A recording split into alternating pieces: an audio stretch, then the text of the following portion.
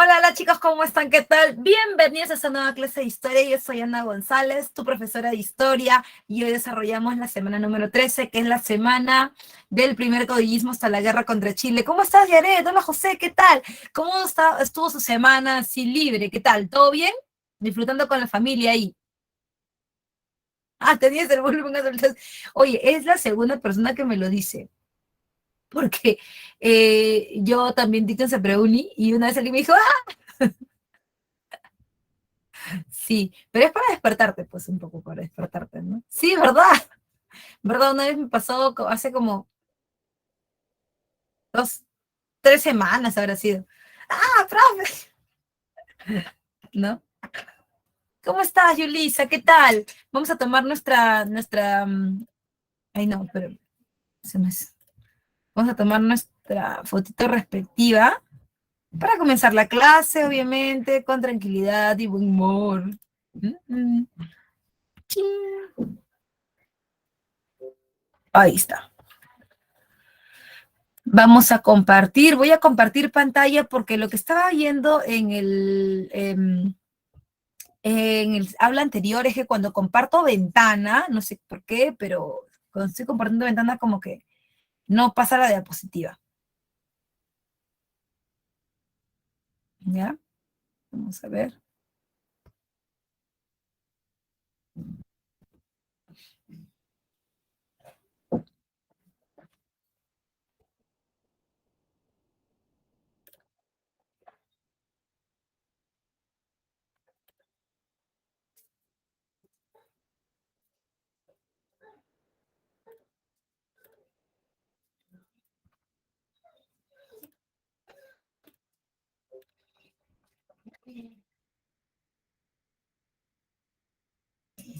Tito, tranquilo.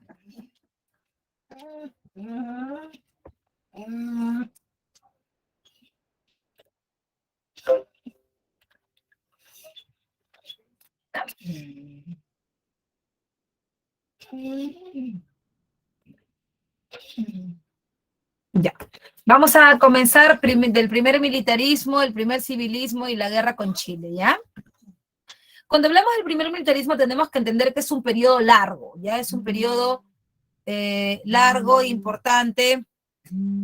Es un periodo que abarca no solamente lo que nosotros conocemos como... Es un periodo que abarca 2 etapas, ¿ya? Del 27 al 72 estamos en el famoso caudillismo militar hasta el 45 y luego hasta el 72 la prosperidad falaz. Profe, ¿qué diferencia hay entre los dos? Mira, obviamente que en el primer militarismo tenemos que decir que en todo el periodo todos los que gobiernan son militares, todos son militares, eso sí. Pero ¿qué diferencia hay entre el primer militarismo o el primer caudillismo? Tito, por favor. La diferencia es que el caudillismo es un sistema en donde primero que hay un desorden político, un desorden económico, ¿ya? Eso es lo primero. Lo segundo es que hay un líder militar, ¿no? Existe un líder militar que tiene un ejército propio, porque para esto yo debo decirte que el Perú inicia sus primeros pasos republicanos sin un ejército profesional. Recuerda que el ejército era español, y como el ejército era español, entonces pues nosotros nos quedamos prácticamente en el aire. Profesora, ¿y quiénes van a ser este ejército que usted dice que está medio así cojito? Bueno, está conformado por aquellas personas que tienen dinero y que tienen indios, gente que trabaja con ellos. Entonces, forman su propio ejército, forman su propio ejército particular, ¿cierto? Su propio ejército particular. Por otro lado, también recuerda, está la idea esta de que ellos son autoritarios y siempre van a buscar tener el poder, nunca van a buscar un proyecto nacional, siempre van a intentar gobernar de acuerdo a sus propios intereses, ¿no? Pero siempre militarmente hablando. Ninguno de ellos es un militar profesionalmente hablando, pero es como sale uno da un golpe de Estado, sale el otro da un golpe de Estado, porque cada quien tiene su propio ejército. Entonces, eso va a generar una descompensación, eso va a generar una un desequilibrio en el aspecto político, ¿no? Característicamente, el primer caudillismo o primer militarismo el primer caudillismo, disculpa, precede a la prosperidad falaz.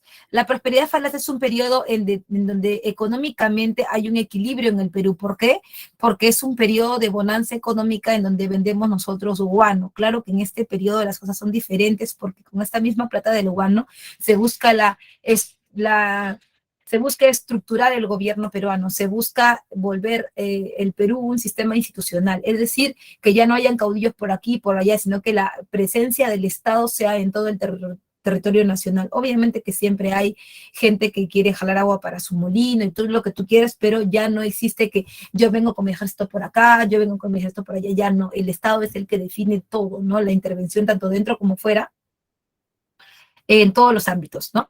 En el caso de las características de los caudillos militares, como te lo decía, son jefes militares que se disputaron el control del Estado, porque son como pandilleros que te digo están peleando entre ellos, ¿no? Profesora, ¿y por qué están peleando entre ellos? ¿Qué ha pasado? Bueno, lo tengo que comentar brevemente, y es que cuando termina la guerra de independencia, el Perú queda como en el aire, ¿no? En el sentido de que,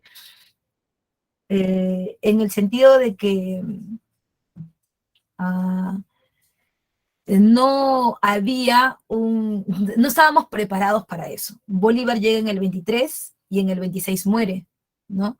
Pero, ¿qué ha ocurrido, no? Lo que pasa es que el Perú, como tú sabes, se estaba independizando de España y pues, ¿quién nos iba a mantener? Los españoles no nos iban a mantener, pues, ¿no? Los españoles, al contrario, querían que nosotros volvamos a ser una colonia.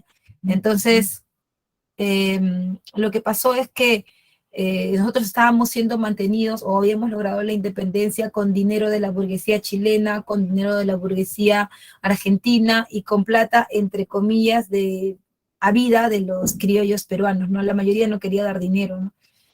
Pero sí, de cierta manera se obligó a través de bonos de guerra a la gente a dar plata para la independencia, pero de donde más salió dinero y donde se mantuvo por mucho tiempo fue de la élite de la Gran Colombia. Como Bolívar había fundado Bolivia y era el libertador de la Gran Colombia, entonces él, como gran protector y dictador, podía dar esas órdenes a sus aliados criollos liderados por Santander en la Gran Colombia. Pero llegó un momento en donde los gran colombianos dijeron, no, ¿y por qué tenemos que seguir manteniendo al Perú? Ya pues ya libre e independiente, ya por qué tenemos que seguir manteniéndolo, porque era la única forma de evitar que los españoles entraran, ¿no? O regresaran.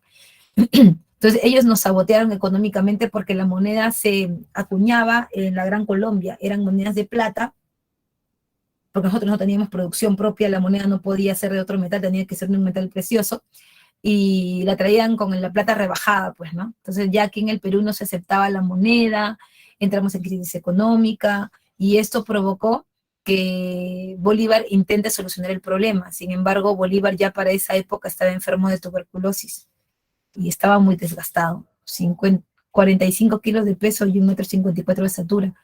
Eh, Prácticamente estaba reducido a nada. Entonces, él tenía un lugarteniente, alguien de su entera confianza, que si bien es cierto, él había sido un don Juan, nunca había tenido hijos, pero se presumía que su sucesor iba a ser Antonio José de Sucre, ¿no? Él en ese momento era presidente de Bolivia y es enviado a la Gran Colombia para solucionar el problema con los criollos, ¿no? A ver qué está pasando. Y queda como responsable de Bolivia Santa Cruz. Sucre es muerto, o sea, lo matan en la Gran Colombia y Bolívar se ve en la necesidad de regresar, de ir a la Gran Colombia a ver qué está pasando personalmente. Muere en el trayecto y acá en el Perú no queda nadie. En Bolivia queda Santa Cruz, ¿no? Pero acá no queda nadie.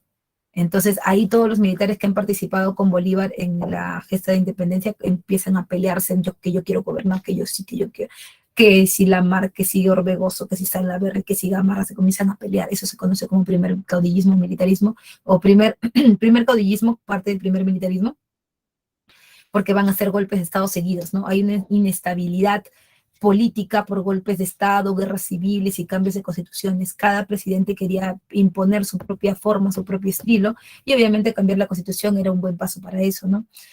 Había un gobierno pendular, ¿por qué? Porque vas a escuchar siempre, ¿no? Liberales, conservadores. Profesor, ¿qué hay diferencia hay entre los dos? Los liberales son aquellas personas que tienen un pensamiento muy pegado a la idea de republicana, ¿no? Es decir, los liberales son aquellos que políticamente lo que están proponiendo es eliminar el monopolio, generar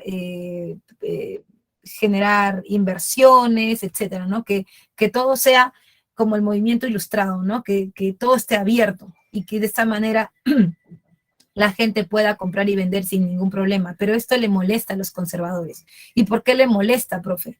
Porque los liberales además creen en un parlamento, creen en la división de los poderes del Estado, creen en las libertades que proponen desde la Ilustración, ¿no?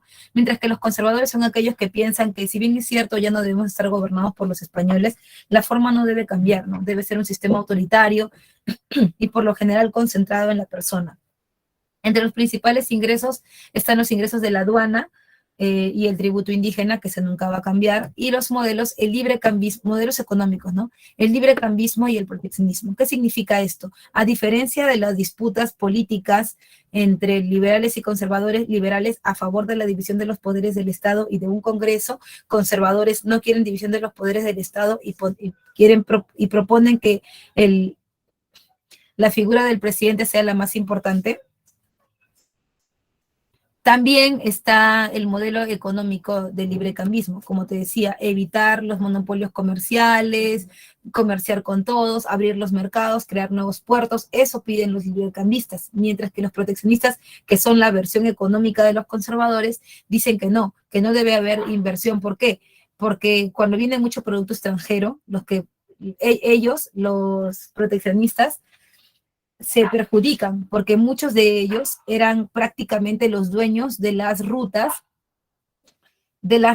en el Perú, ¿no? O sea, por ejemplo, Gamarra era el que vendía lanas, o sea, eran como monopolios pequeñitos de laneros, de plateros, ¿no? Y si viene la inversión extranjera, obviamente hay una mayor oferta y el precio del producto cae. Entonces, ellos no querían perder eso, ellos querían manejar, manipular todo el mercado nacional, lo que se conoce como proteccionismo, ¿no?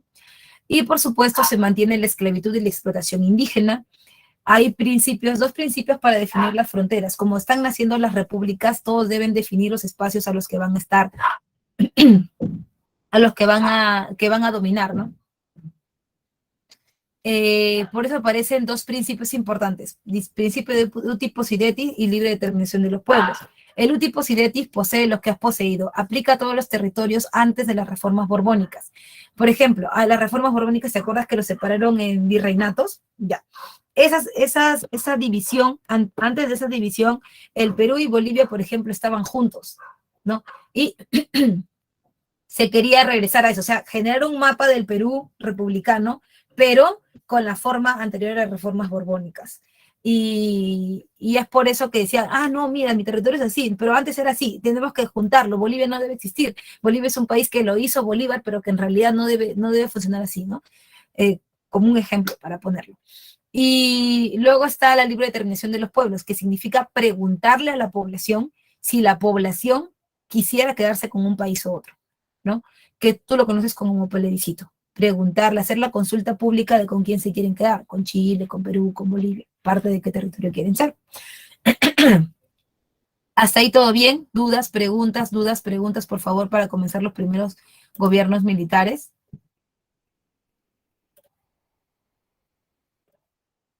Por favor, dudas, preguntas.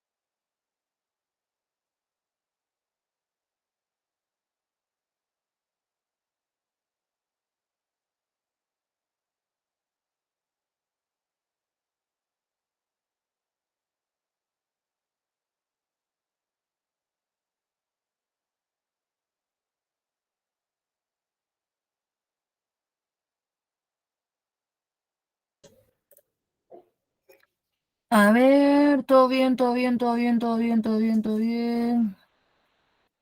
Ya está. Perfecto, entonces. Seguimos, seguimos, seguimos.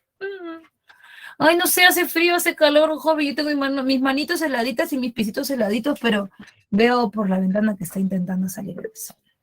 Hace frío, ¿no? Pero por mi casa hay como brillo solar, joven. Ay, qué feo como en la sierra, joven, que uno tiene frío y se pone al sol más lo que se quema que otra cosa. ¿Está nublado? Juan, ¿dónde vives? Ah, bueno, acá hay brillo solar, tipo como por el centro hay brillo solar. Ah, bueno, es que tú estás cerca también al... Bueno, yo también estoy cerca al mar, pero debes saber está un poquito más. Ándate. Bueno, lo bueno es que puedes tener tu tacita de té al costado, tu lucecita al costado, un pancito, algo, porque esto que viene se pone demasiado bueno, joven. Se pone demasiado bueno. Vamos a ver, rapidito más. Mira, los primeros gobiernos que van desde el gobierno de José de la Mar hasta la prosperidad falaz van a ser un péndulo, porque van a haber momentos en donde hayan gobiernos liberales, luego va a haber un golpe de Estado, ay no, los conservadores, ¡ah, qué asco! Un gobierno liberal. ¿Pero por qué? ¿Qué tiene de malo? Es oportunidad para todos. ¿Tú estás bien loca? Me está mal logrando mi negocio, yo no quiero nada con ellos. Y sí, entonces el que da golpe de Estado siempre es uno contrario al que está en el gobierno, ¿no? Si un liberal está en el gobierno, funda un golpe de Estado un conservador, y luego unas elecciones, y luego otro golpe de Estado, y así, ¿no? Entonces por eso se habla de un péndulo, porque nunca tenemos un proyecto nacional, y eso es muy importante hablarlo, porque se habla de que el Perú, que no sé cuánto, que 200 años de presión, pero aguanta, 200 años de presión. ¿Y los caudillos qué son? Los caudillos son los artífices, no los españoles. Ay, los españoles nos aplastaron, que nosotros somos indios. Aguanta, aguanta. Los españoles terminan su injerencia en el Perú en los años 60, en 1860, por ahí, ¿no? Entonces, y después somos nosotros, que si la élite, que no la élite. Ayer leía un artículo del profesor Lumbreras, y el profesor decía, ¿no? El Perú nunca ha sido una nación de indios. ¿Quién ha dicho eso? Nunca. Siempre nos han gobernado las élites. Pueden ser élites blancas, pueden ser élites indígenas, pero siempre nos ha gobernado una élite. ¿O qué me vas a decir? Que los incas eran pobrecitos, que no sé cuánto, que ellos así con su coquita levantaban. No, que ellos trabajaban la tierra, por favor. Y tú lo sabes muy bien. O sea, los incas tenían un grupo de gente que era lo que trabajaba la tierra porque ellos no se podían embarrar las manos, y tú lo sabes. Entonces, todo lo que vamos a ver ahora forma parte de 200 años de república, pero hay que hacer un mea culpa, sobre todo en estas fechas, de qué nos está pasando, qué nos ha pasado, porque finalmente no estamos aprendiendo nada. No tenemos un proyecto nacional. Un proyecto nacional no implica, no, el que, como por ejemplo en el caso de los blancos, no, ay no, como Balta castigó a los blancos, ahora yo que soy el presidente, ay pobrecitos, les voy a dar cosas porque los blancos también son peruanos y han sido maltratados por el gobierno anterior. Ah, no, como son indios y han sido maltratados, ahí salga para ellos el gobierno. No es así. Ese es el gran problema que tenía el Perú. El gran problema. Nosotros necesitamos un gobierno que tenga un proyecto nacional, que no a todos les va a gustar, por supuesto que no a todos, porque eh, eso va a tocar, va a golpear intereses personales. Y no solamente los intereses son de los blancos, por si acaso. También hay élites regionales. Si acá hay gente de Ayacucho, gente de Huancayo, me va a entender. La gente de región Junín me va a entender. La gente sobre todo de la Sierra Central, de Arequipa, de Trujillo, me va a entender que no todo se reduce a Lima, que en sus localidades también existe una élite poderosa, familias poderosas que siguen gobernando el Perú y que no son necesariamente blancas. Entonces, eso también se ve mucho acá, ¿no? Grupos de poder. José de la Mar inicia su gobierno en del año 27 al año 29. Como yo te lo comentaba, a la muerte de Bolívar, el Perú quedó acéfalo. Y todos me echaban porque todos decían, ay, a mí me toca gobernar, yo también, yo tengo, por ejemplo, Gamarra decía, ay, yo tengo experiencia, no solamente he estado en la guerra de independencia, sino que también tengo experiencia política, porque eso sí, Gamarra había sido prefecto de Tacna, subprefecto del Cusco. Entonces, digamos como que experiencia de gobierno tenía, pero tampoco se quedaba atrás la Mar, porque José de la Mar también había sido presidente de la Junta Gubernativa, acuérdate, ¿no? José de la Mar eh, había terminado siendo quien, quien da la cara, ¿no? Cuando San Martín se va y el Congreso se queda solo para hacer un recordaris, el Congreso se queda solo, el Congreso decide que la Junta Gubernativa llevará a cabo la primera campaña de puertos intermedios, que buscaba eliminar el poder de los españoles del Alto Perú. Sin embargo, no lo logró, y como no lo logró, sacan a la Junta Gubernativa y ponen otro presidente que es José de la Riva Agüero a través del motín de Balconcillo, ¿no? Sacan a la Mar y ponen a Ribagüero. Entonces ya es un viejo conocido para el Congreso y también tiene que apoyar, digamos, a aquellos que lo han llevado al poder. Primero, tiene que generar un parlamentarismo. Una constitución liberal del 28 va a ser el primer cambio, porque la constitución anterior es la constitución vitalicia de Bolívar. Pero esa constitución es muy conservadora, ¿no? Así, una persona que gobierna, la que manda, el Congreso prácticamente no tiene ni voz ni voto. Entonces, ya no, el Congreso quiere tener mucho predominio y por eso es que José de la Mar propone que se haga una división de los poderes del Estado y que el poder del Congreso eh, sea un poder autónomo, ¿no? La Constitución Liberal del 28 lo da. Hay una mayor, por eso también le llaman el Ejecutivo débil, y lo voy a poner por acá, lo llaman el Ejecutivo débil este gobierno, ¿ya?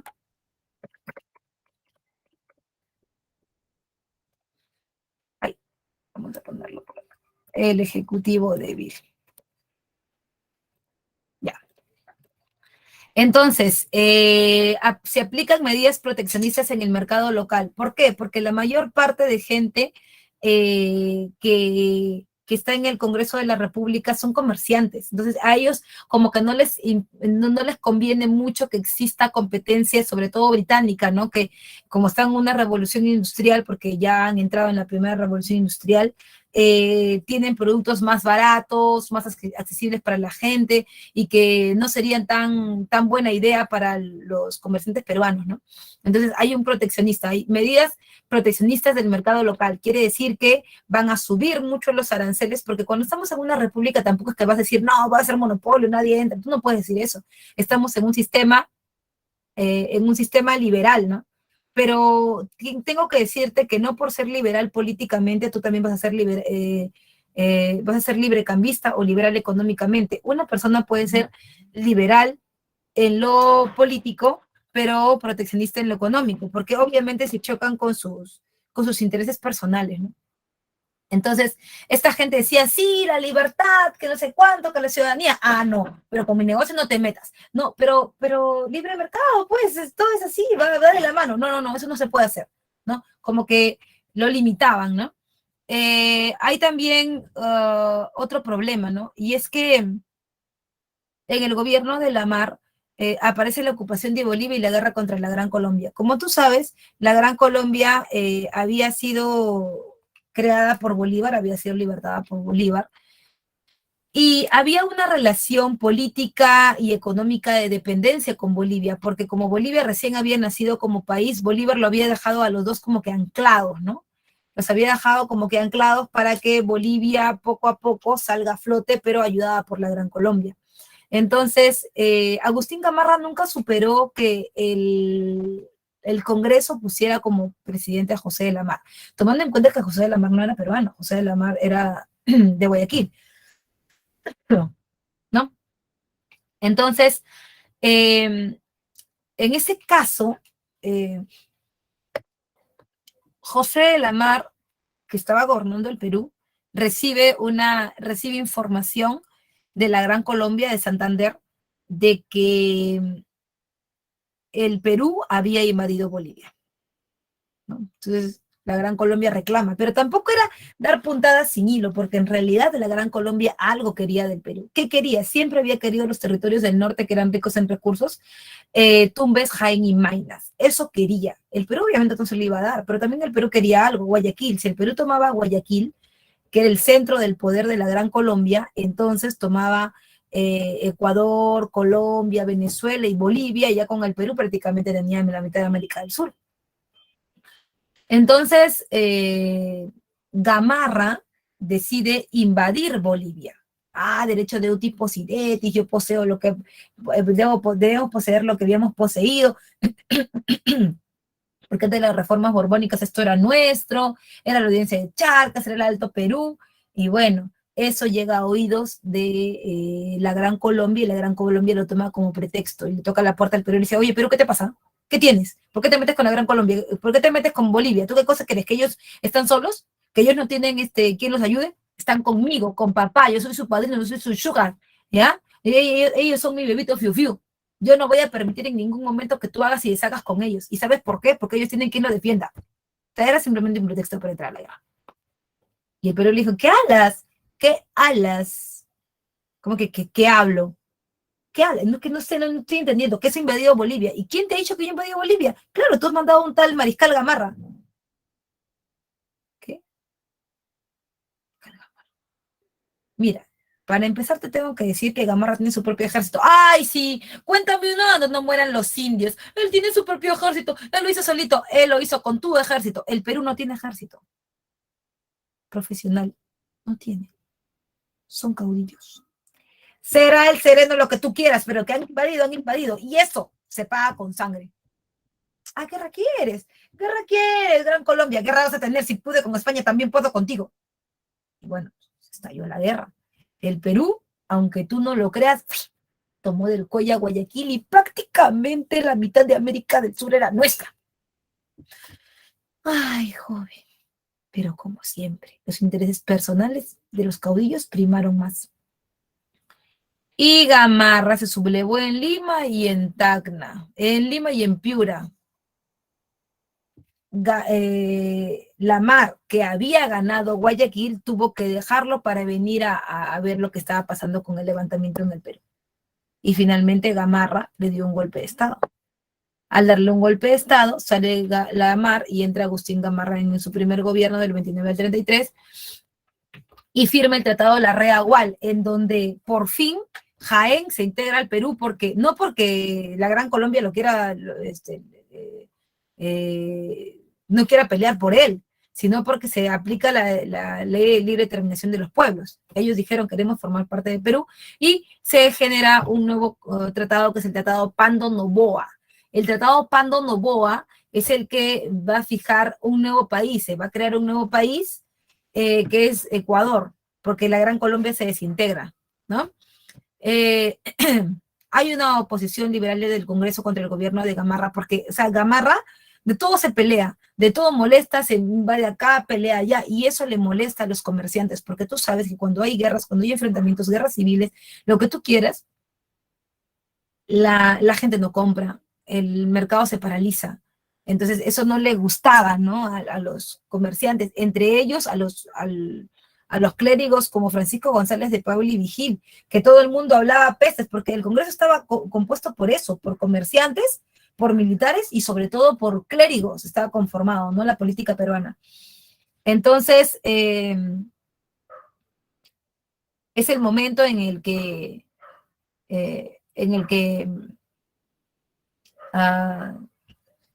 Gamarra, ¿no? Es el momento en que Gamarra, digamos, es atacado directamente desde el Congreso de la República por Francisco González de Paula y Vigil. Si ustedes no le quieren decir nada en la cara a este señor, se lo voy a decir yo, porque estamos hartos, y todos ustedes lo saben, estamos hartos del gobierno de Agustín Gamarra.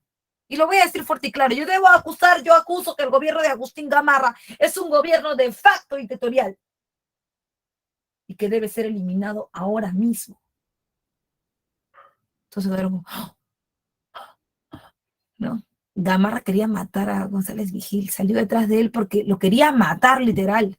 La única que pudo controlar eso fue la señora Francisca de Subiaga, Panchita, pues. La Panchita le dijo, Agustín, ¿qué haces? Por amor a Dios, ¿cómo se te ocurre querer matar a este hombre? Primero, es parte de la Iglesia Católica. Segundo, es parte del Congreso. ¿Cómo se te ocurre que nos vamos a echar ese muerto en la espalda? Pero Panchita, tú no sabes. No, Panchita, él me ha insultado. ¿Y eso a mí qué me importa? ¿No te das cuenta que estás echando todo por la borda? Pero Panchita, cállate. Vas a llamar elecciones. Y en esas elecciones no te vas a presentar tú. Panchita, ¿qué? Se va a presentar tu mejor amigo, Pedro Pablo Bermúdez. Y a través de él vamos a gobernar. ¿Entiendes? Ándale, Panchita, qué maquiavélica. Uh-huh. Y así los liberales no molestarán más. Tendremos el control de todo. Es una práctica muy importante y que vas a ver que durante toda la República se va a repetir. Entonces, eso hacen, ¿no? Llaman a elecciones, pero le sale el tiro por la culata a Gamarra, porque en vez de que gane su amigo, gana Luis Orbegoso, del año 33 al año 35. Es un gobierno liberal que afronta guerras civiles contra los conservadores, ¿no? Obviamente, no solamente va a ser una. La primera es la de Pedro Pablo Bermúdez, que no ha ganado las elecciones, pero que es amigo de Gamarra. Y obviamente Gamarra te trae de todo esto. La segunda es la guerra civil, donde Gamarra utiliza a Salaverry para darle un golpe de Estado a Orbegoso y efectivamente, ¿no? Salaverry en una primera instancia derrota a Orbegoso y Orbegoso, ya que no está gobernando el Perú, dice, ay, no puede ser, me han sacado del gobierno. ¿Qué tienes, Orbegoso? Ay, Felipe Santiago Salaverry me ha dado un golpe de Estado. ¿Qué? Ese chibolo que te va a dar un golpe de Estado. Ha sido Gamarra. ¿Usted cree? El señor Agustín nunca me ha querido, pero no creo que llegue a tanto. Él ha sido. Pero lo que tú tienes que hacer es hacerte amigo del enemigo de tu enemigo. O sea, júntate con quien más odia a Gamarra. ¿Pero quién será? ¿Cómo que quién será? ¿Por qué es tan escaso? Es fácil. Alguien lo odia. Se llama Andrés de Santa Cruz. Ándate, sí. Él lo odia. Por eso, pues. Júntate con él. Búscalo. A ver qué solución te puede dar. Y es por eso que Orbegoso va a juntarse con Santa Cruz y Santa Cruz promete ayudarlo, pero con una,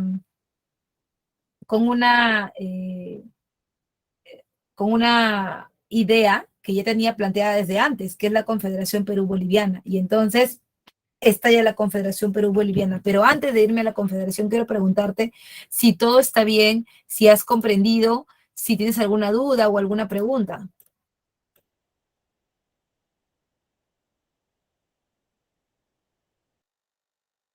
Era joven, Salaverry, tenía 31 años. Era joven. O sea, joven, como para ser presidente, ¿no? Adelante, tenía 35.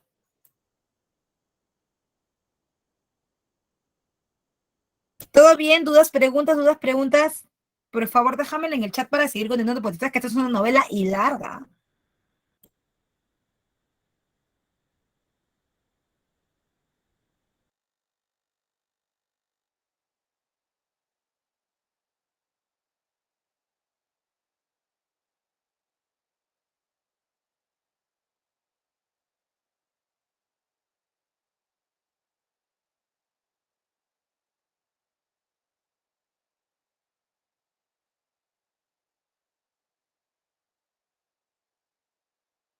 Todo bien, todo bien, todo bien, todo bien. Ya, seguimos.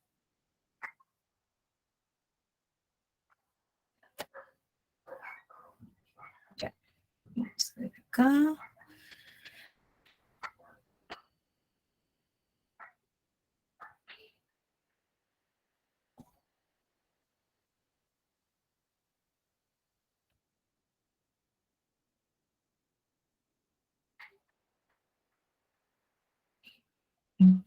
Necesito agua.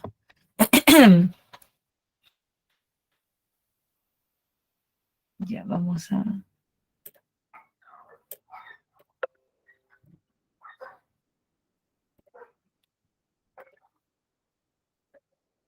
No, no.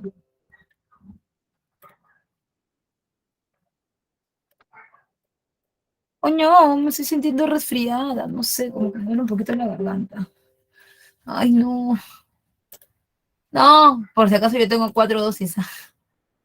Ay, no, ¿qué está pasando conmigo? No, no, no. Y lo peor es que la próxima semana, el próximo martes, llega mi hermano de Europa.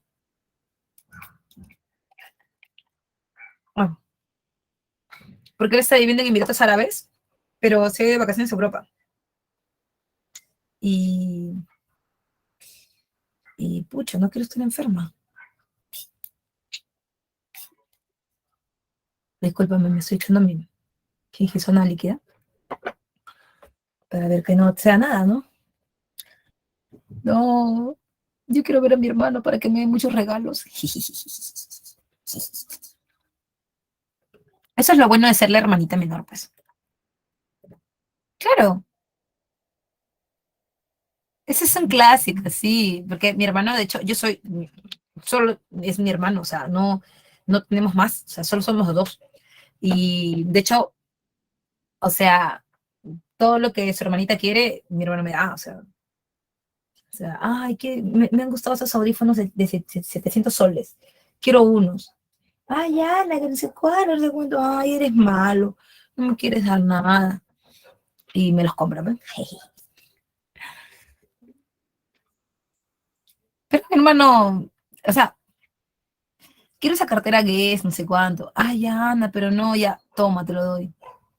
Mira, uno tiene que ser buena hermana y tu hermano también tiene que ser buen hermano. Mi hermano me lleva ¿cuántos años a mí? 4, 3. Pero yo siempre fui su hermana chiquitita. O sea, este, él, por ejemplo, el carro de mi papá, el que usa mi papá, ese lo compró mi hermano. Y y ahora que ya han pasado algunos años, me dice, ah, ya, no, tú usas el carro de mi papá, yo no quiero usar ese carro porque está todo chancado ya. O sea, no está bien, pero ya está, algunas piezas le fallaban, ¿no? Ya, entonces yo te voy a mandar plata para que tú lo arregles a tu gusto, para que lo mandes a tapizar a tu gusto. Ah, ya, pues. Mira, es una cosa con otra, porque mi hermano y yo siempre hemos sido solos, desde que estábamos chiquitos, ¿no? O sea, mis papás trabajaban fuerte por nosotros, pero nosotros, como quien dice, no tenemos nadie más en el mundo que nosotros dos, ¿no? Entonces él trata de que yo siempre esté bien, ¿no? Aunque yo, claro, trabajo, tengo un plata, todo, ¿no? Aquí en Lima, pero él me dice, tú quieres algo, pide, me dice, quieres algo, quieres venir acá, quieres ir de viaje, pide, yo te voy a dar, porque yo siento que eh, cuando uno ha pasado cosas difíciles de chibolo, eh, con carencias en algunos momentos de tu vida, como que él los recuerda, ¿no? No, yo no quiero que, como que es eh, una compensación por lo sufrido, ¿no? Algo así. Y yo creo que él lo ve así. Entonces, eso, por eso sí. Ujú. No me quiero poner triste, pero es así. Y tal vez te pase, ¿no? Cuando tu hermano esté un poco más grande y pueda trabajar y sea como tu segundo papá, ¿no? Ahora, si eres chibolito, si eres mujer más todavía, si eres mujer más, ¿no? Ay, es que ella es engreída, no sé cuánto. Mi hermano me engreí, sí. Sí, sí, sí. Yo soy el único. Ah, bueno, si tú eres el único, tú mismo debes, Juan, sacar fuerzas y engreír a tus viejitos. Te toca a ti eso. Claro, a ti te toca engreír a los viejitos. O sea que al final los papás para nosotros se vuelven como niñas, ¿no? Mis papás, por ejemplo, no trabajan, ¿no? Y y ellos son como niños, pues, ¿no? Dependen de nosotros. Entonces, yo me dedico aquí a que a ellos no les falte nada. Sí, se invierten los roles. Hizo que mis papás no son tan viejitos, ¿eh?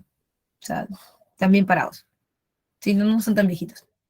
Pero ellos, o sea, viven bien, ¿no? O sea, lo que nosotros les damos. Así que, normal. Ya, eso fue mis 5 minutos de fama. Volvemos a lo nuestro. Ah, ya. Bien, vamos rapidito con la Confederación Perú-Boliviana. ¿Qué es todo esto de la Confederación, profe? Entre el 36 y el 39, la Confederación tiene como objetivo integrar política y económicamente Bolivia con el sur andino, o sea, el sur del Perú, porque en realidad antes todo era una sola cosa, ¿no? Se buscaba lograr la hegemonía comercial en el Pacífico Sur, desplazando a Chile. Lo que pasa es que antes de la Confederación existían solo dos puertos importantes en América del Sur. Uno era Valparaíso, grande, y el otro era el puerto del Callao, ambos con sus propias élites, porque obviamente teniendo ellos el poder se sentían pues los más, ¿no? Y todo se concentraba ahí, o sea, ellos habían generado una élite, habían generado un poder, pero ¿qué pasaba? Que el poder de esta élite en el puerto del Callao también alimentaba a los conservadores amigos de Gamarra, ¿no? Entonces, para eliminar a Gamarra de todo el espectro político, eliminarlo de todos lados, la única forma era, y decía Santa Cruz, bueno, la única forma de eliminar a Gamarra es eliminando el Perú. Y Orbegoso, pero yo no quiero eliminar al Perú, yo solo quiero eliminar a Gamarra. Por eso, pues, Gamarra quiere ser el presidente del Perú. Si él no hubiera Perú, ya no iba a ser presidente de nada. Y además mataba a dos pájaros de un solo tiro, eh, porque al final se estaba cumpliendo en parte lo que Bolívar estaba esperando, ¿no? Porque tú sabes que Bolívar tenía una idea de generar la Federación de los Andes, ¿no? Que unía más países, pero que esto era como una versión piloto más pequeña. Entonces, ya, bueno, en ese sentido es que eh, vamos a notar, por ejemplo, que vamos a notar que se va a cumplir, ¿no? De cierta manera y va a existir una relación económica entre Perú y Bolivia.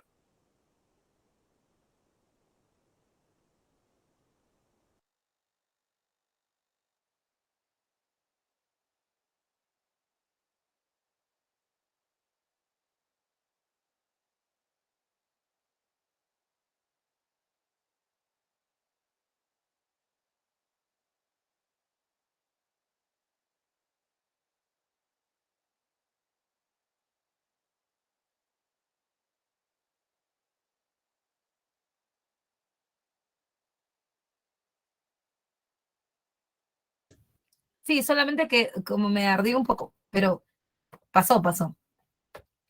Este es mi mejor aliado, por ahí se ve. Es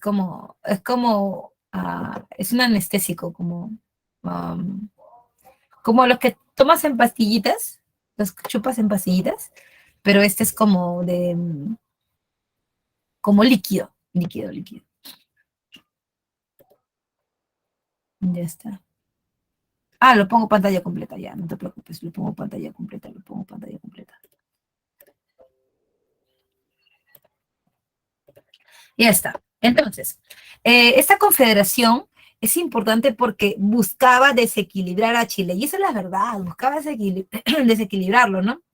Entonces, las élites que tenían el poder ahora perderán su poder, porque Perú y Bolivia eran una sola cosa. Chile, que era el que recibía todos los desembarcos por el Pacífico Sur, ahora ya no podría hacerlo, porque estaba conformada la confederación por el pacto entre Bolivia y el Perú, que se legalizó en el Congreso de Tacna en el año 37. Se genera esto con una base legal. ¿Cuál es la base legal? O sea, ¿cómo se conforma esto, no?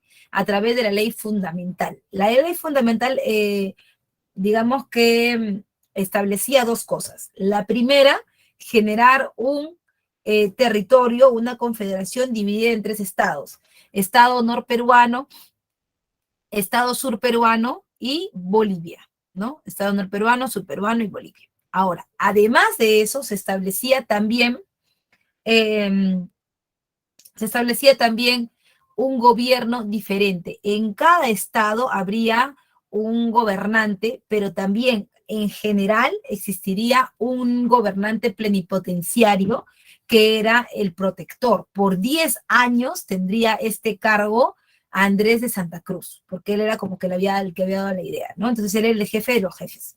Ahora, ¿cuáles serían las condiciones con las que funcionaría la Confederación Perú-Boliviana? Primero, generar la política de puertos libres. ¿Qué es la política de puertos libres? Crear más puertos entre Perú y, disculpa, entre Valparaíso y el puerto del Callao.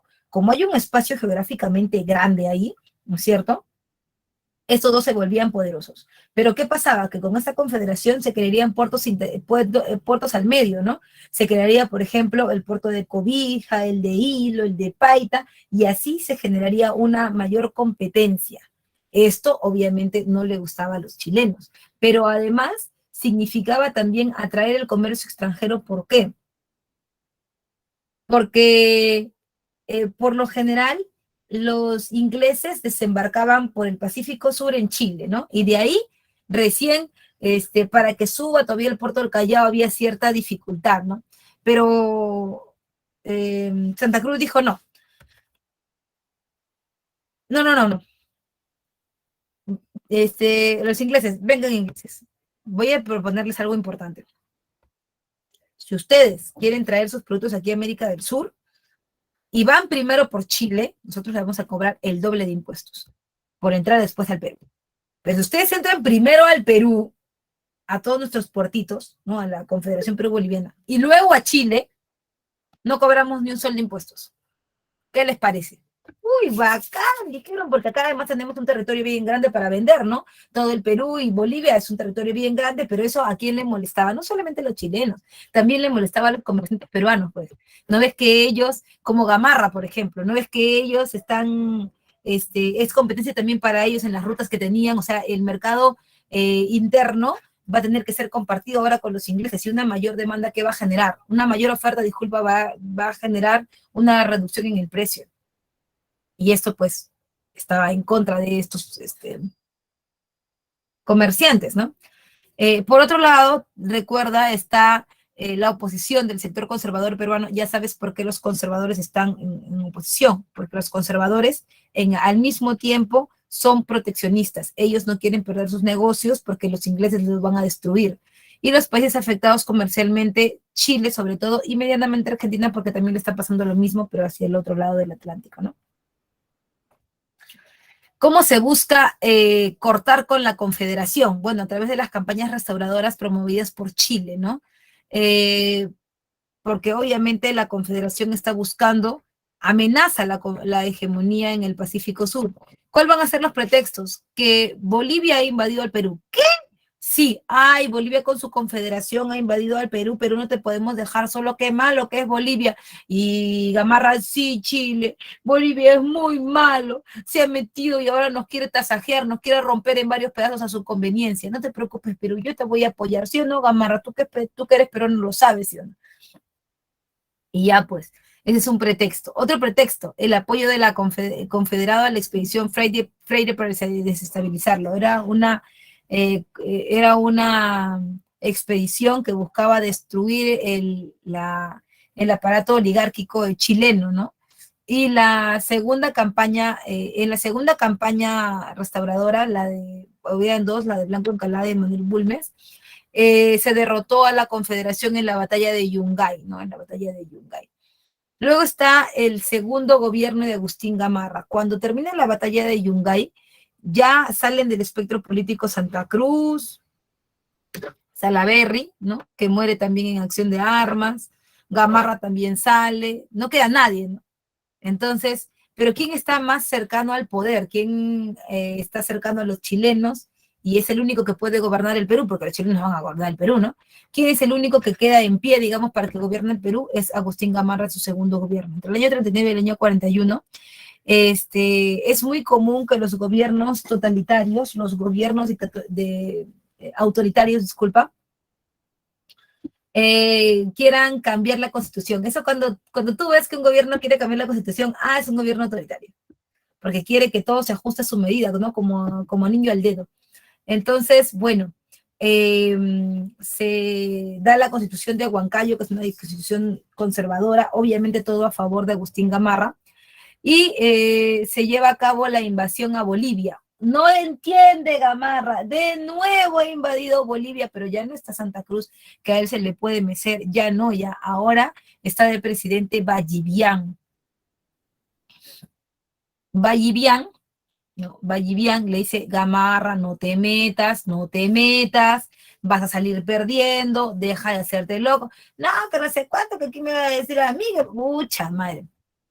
Entonces, Vallivian se enfrenta en la batalla de Ingavi con Gamarra y Gamarra muere. Uy, Gamarra, los seguidores de Gamarra, ay, ¿cómo le ha pasado esto? Mira la pintura que le dan, ¿no? Los querubines recogiendo a Gamarra en la batalla de Ingavi, el cuerpo inerte de Gamarra, ¿no? Pero durante su gobierno se descubrieron algunas cosas que iban a ser beneficiosas para el Perú, ¿no? Como por ejemplo, que en su gobierno se descubrió que se podía explotar el guano.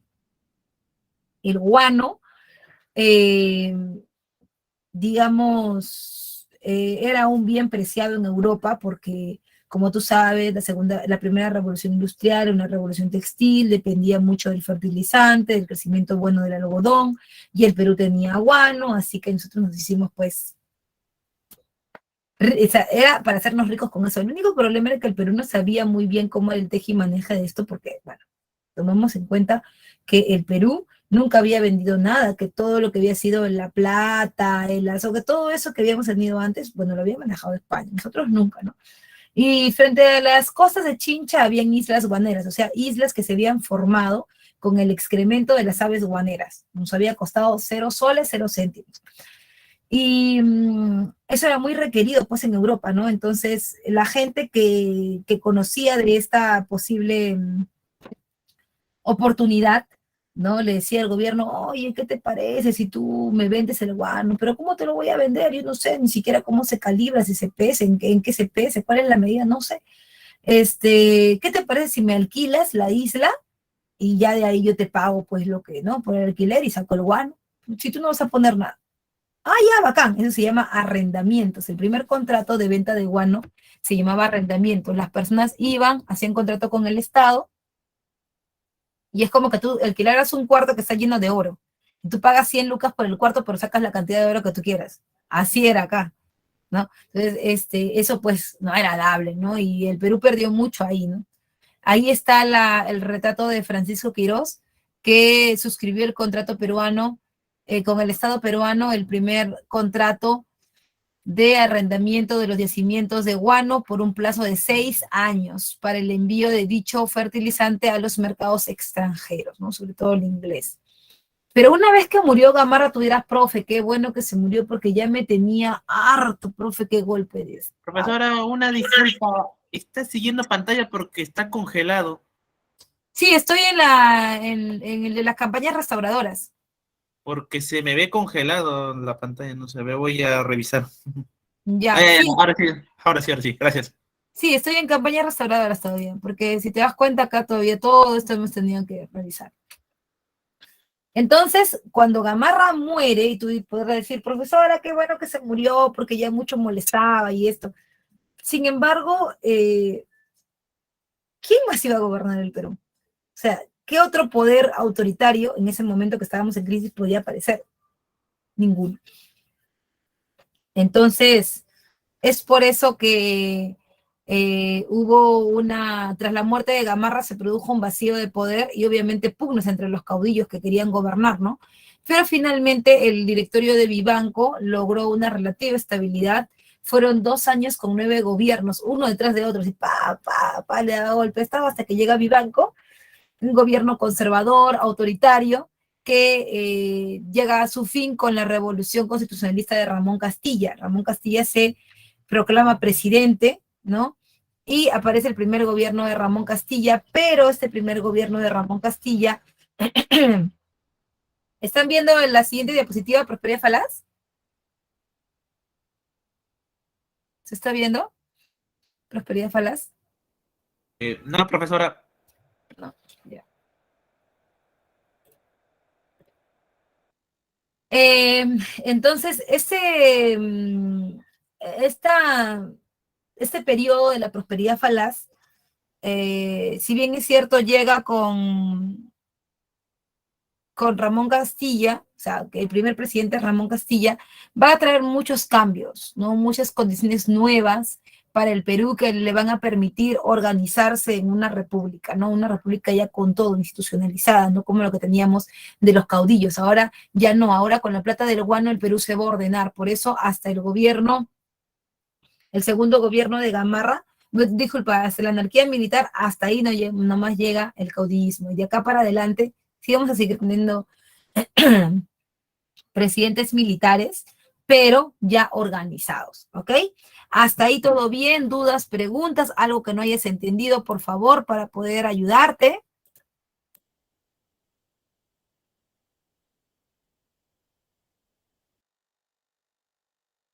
Por favor, déjamelo en el chat para poder ayudarte si algo no has entendido.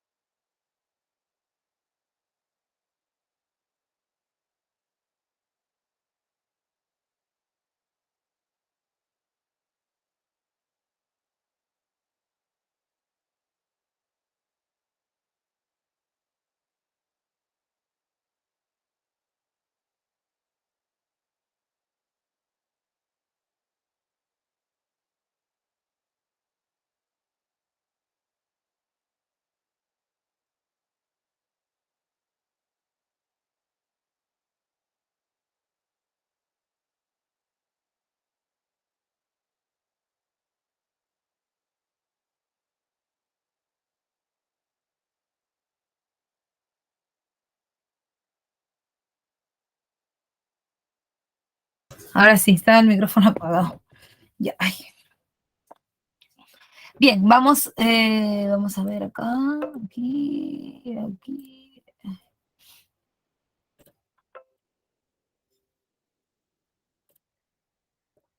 Ok, listo. Entonces, esta prosperidad falaz es un periodo en donde van a haber grandes cambios en el Perú, sobre todo porque la venta del guano va a ser pues un gran ingreso, ¿no? Ahora, tampoco hay que pensar que, wow, el Perú se hizo millonario. El Perú no se hizo millonario. Cierto grupo de gente sí que lo fue, ¿no? Sí que se hizo millonaria porque una de las cosas más importantes es que el gobierno peruano tampoco no supo manejar bien la situación, ¿no? El gobierno peruano no supo, digamos, aprovechar el momento, ¿no? Y es que tampoco nosotros no teníamos un pensamiento industrializado y eso hay que tomarlo en cuenta, ¿no? Nunca lo hemos tenido tampoco. Por eso es que lo de la prosperidad falaz tal vez no prosperó.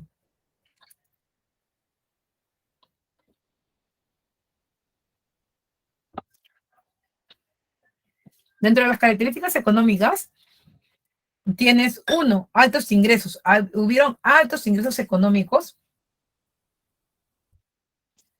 por la venta del guano porque era muy cotizado, pues, en Europa, sobre todo en Inglaterra, ¿no? Muy cotizado era. Ventajas: bajos costos de producción, y alta demanda externa. ¿Qué necesitabas tú para producir guano? Bueno, tú nada, porque eran las aves guaneras las que producían en términos literales, ¿no? El guano, ¿no? O sea, nosotros no necesitábamos nada. Lo que sí era que necesitábamos embarcaciones, mano de obra, con las cuales el Estado peruano no contaba. Y eso sí fue un problema, ¿no? Porque al final, en vez de vender nosotros de manera directa a Inglaterra, pues necesitamos de gente que pudiera venderlo por nosotros, porque no teníamos eso, ¿no? Pero al mismo tiempo era fácil, pues, hacerlo, ¿no? O sea, el gobierno peruano no tenía esa facilidad, ¿no? Pero la gente que quería hacer negocios sí la tenía, ¿no? Entonces, hubo, digamos, un bajo costo productivo y una alta demanda externa en los países industrializados, como por ejemplo Inglaterra. Y también tuvimos diferentes formas de comercializarlo, ¿no? Comercializamos el guano en 3 momentos diferentes, ¿no? El primero es lo de los arrendamientos. Como le hemos comentado, no era una forma tan, digamos que, buena de hacerlo, ¿no? No era una forma buena de vender porque a la final es que ganábamos, más lo que perdimos que lo que ganábamos, ¿o no? Porque claro, yo voy a alquilar y el otro se aprovecha, pues, ¿no? Cuanto más el otro pueda jalar y solamente con una alquiladita, pues le va perfecto, ¿no? Después tienes eh, el sistema de las consignaciones. Y la pregunta es, profe, ¿qué es una consignación? El Estado se cansó, realmente se cansó de estarle vendiendo a la gente y que a la final la gente ni siquiera te quiera pagar. Porque ahí también había el problema de cómo cobrar, a quién le he vendido, un chongo. Así que bueno,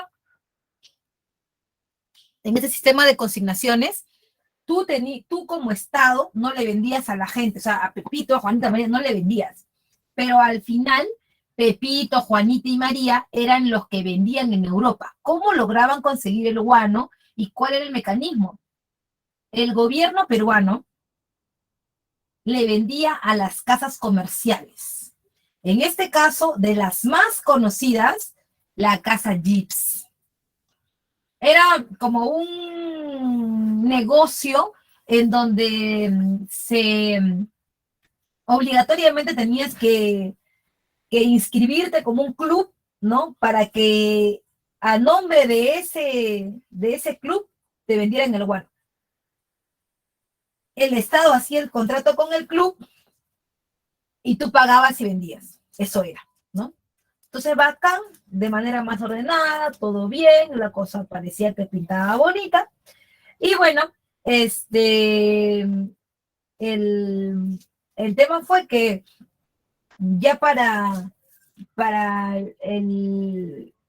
después de la guerra contra España, todo bien, claro que los que se llevaban la mayor parte eran los consignatarios, porque ellos te daban el 15% de las ganancias y se llevaban el 85%. Claro que tú no ponías nada, porque tú realmente no ponías nada, ni los barcos, ni la mano de obra, nada ponías tú, pero de todas maneras te ponían muy poca plata. Y bueno, hasta la guerra contra España todo bien, pero durante la guerra contra España pasaron algunas cosas, ¿no? Por ejemplo, el precio del guano ya no se vendía igual en el extranjero, ya habían más problemas, entonces, bueno, con todo eso, el gobierno decidió hacer un giro, ¿no? Ya que no vendan los consignatarios, ya no, así no era, porque los consignatarios se han hecho los vivos, no quieren pagar, así que mejor, y para acelerar la cosa, porque ya el guano no se vendía, como te digo, como antes, para acelerar las cosas, entonces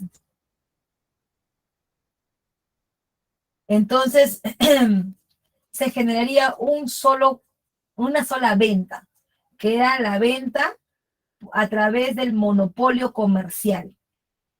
Después de la guerra contra España, hubo un contrato, el contrato Dreyfus, que dejó por fuera a todos los que vendían el guano. O sea, todos los consignatarios que eran bien bacanes, bien piolas, que tenían plata y se querían bacanes, a todos el que ¿sabes qué? Ya no te voy a vender a ti, todo mi bueno se lo voy a vender a uno solo, que no van a ser ustedes porque no me caen bien, y se lo voy a vender a los Dreyfus. Y los Dreyfus, la casa judía francesa Dreyfus se comprometía a pagar la deuda externa del Perú, la que habíamos tenido desde la guerra de independencia, además de otras cosas, a cambio del guano. Y nos convenía, ¿no? Pero ¿para qué estar vendiendo por muchos? Mejor vender todo de una sola. Y efectivamente se generó el monopolio comercial que trajo muchas consecuencias. 3 formas de venta entonces: arrendamientos, consignaciones y monopolio comercial, ¿ok? Arrendamientos, contrato Quirós. Consignaciones, contrato Gibbs. Monopolio comercial, contrato Dreyfus, ¿ya? Entonces, también hubieron otros problemas porque no se generó una economía sostenible. Ese es el problema, ¿no? El Perú es como ahora, tengo gas y en vez de industrializarlo, venderlo, lo que sea, no, simplemente ya así nomás, o sea, no se genera una industria sostenible, no se genera un producto que a futuro te dé más plata que simplemente explotar el materia prima que tienes, ¿no? Por otro lado, también recuerda, en políticas aparecieron altos niveles de corrupción. Claro, cuando hay plata hay corrupción y eso nadie se lo va a quitar. O sea, la gente finalmente va a aprovechar sobre todo los huecos, ¿no? Como hay muchas ventas, los consignatarios y cada vez que hay más gente en medio de un sistema económico, pues hay más espacios para poder entrar con la corrupción. El Estado se fortalece porque eso sí, el gobierno de Castilla, sobre todo el gobierno de Castilla, lo que busca es crear instituciones. O sea, que haya presencia del Estado en todas las partes del Perú. ¿Por qué? O por lo menos tratar de que así sea. Porque cuando no hay presencia del Estado, aparecen los caudillos. Y eso en las regiones es muy fuerte. Y la gente acá no me dejará mentir. Existen élites, como te lo decía, en Huancayo, existen élites en Ayacucho, en Tacna, en Arequipa, acá en Lima. Existen élites por todo lado que pueden ser peligrosas, que te pueden dar golpe de Estado. Y que si tienen todavía el sistema caudillista, puedes desaparecer en un 2x3, ¿no? Entonces, se fortalece la presencia en provincias y se anulan los poderes fácticos locales. O sea, ya no van a haber las élites que gobiernan las provincias, sino que el Estado peruano va a mandar trabajadores del Estado representándolo para que ellos tomen el poder. En sociales, la migración asiática con una mano de obra barata y en la europea con una mano de obra tecnificada, ¿no? En cuanto al primer gobierno de Ramón Castilla, este primer gobierno trae consigo la famosa Pax Andina o Pax Castillista. Esa es una forma digamos, de hacer un símil con la historia universal, ¿no? Hacer un símil con la historia de Roma. Tú recuerdas que en el gobierno de Octavio, que luego se va a llamar Augusto, en ese gobierno todo iba bien, tranquilo, con un equilibrio, no habían tantos problemas. A ese periodo se le conoció como la Pax Romana, el periodo de equilibrio político en donde las guerras comenzaban a desaparecer, ¿no? Además, el gobierno de Castilla fue algo parecido, ¿no? Porque como había plata del guano, digamos que la gente ya no peleaba, porque la gente no peleaba con plata, ¿no? O sea, no habían tantos problemas entre caudillos, se dedicaban más a la explotación del guano. Por otro lado, también aparece la ley de la consolidación de la deuda interna. Profe, ¿teníamos deuda interna? Sí la teníamos. Y la teníamos con los mismos hacendados que habían pertenecido, o criollos que habían pertenecido al Perú durante la guerra de independencia. La plata que salió de la guerra de independencia, claro, era plata de Chile, plata de Argentina, plata de la Gran Colombia, pero no todo era eso, porque al final había que, por ejemplo, darle de comer a los soldados, vestir a los soldados, y eso no era gratis. Además, San Martín y Bolívar también cobraban, porque las corrientes libertadoras no eran gratis. Entonces, ¿de dónde salía esa plata? Para los alimentos, para todo eso que era plata que salía todos los días. Salía pues de lo que ellos obligaban a que tú des. si quisieras o no quisieras, igual tenías que dar. Pero profesora, si yo no quiero dar, igual te ponían un arma en la cabeza y ellos firmaban los famosos bonos de guerra. ¿Qué es un bono de guerra y para qué sirve? Un bono de guerra es un documento, un papel cualquiera que firmaba San Martín o Bolívar, donde quedaba estipulado lo que tú habías dado. Por ejemplo, yo he dado una vaca que cuesta 500 soles. Perfecto. Esa vaca que le he dado contra mi voluntad me la tienen que pagar. Pero ahorita no me la van a pagar porque no hay plata, ¿no? Me la van a pagar cuando el Perú sea libre e independiente. Entonces, y si nunca es libre, bueno, ese es el riesgo que tú corres. Pero como vamos, pensamos que cuando el Perú tenga plata, después de la independencia, se hará, pues, ¿no? Y tú presentarás tu bono que irá ganando, según cuántos años pasen, cada año irá ganando intereses. Entonces, se hacía ver como que no era tan trágico, ¿no? Como que parecía que la cosa no iba tan mal. Entonces, el gobierno de Castilla decide recuperar todo eso y con la plata del guano intentar pagar lo que deben, ¿no? Lo que se supone que San Martín había dicho que les iban a pagar. Se crea el sistema de consignaciones de guano con el contrato GIPS, lo que te decía, ¿no? Una casa comercial que juntaba a los vendedores, ¿no? Y era como el aval para comenzar la venta del guano en Europa. Se inicia la migración de la población china, principalmente hacientes de la costa norte, sobre todo hacientes de algodón, azúcar, arroz, porque era una mano de obra sin calificación, pero muy económica, ¿no? Porque recordarás que los chinos, ¿no? Tienen problemas para hasta 1912, ¿no? Que va a comenzar su revolución china, ¿no? Y por otro lado también recuerda, está el primer presupuesto nacional de la República, hacer un balance de cuánto ingresa con el guano y cuánto podemos pagar para lo de la deuda interna, ¿no? Además, se crean obras como el ferrocarril Lima-Callao, el barco a vapor Rímac, y aparecen dos políticas importantes. Una no está en la separata, pero te la voy a decir. Se llama política de equilibrio continental. Política de equilibrio continental.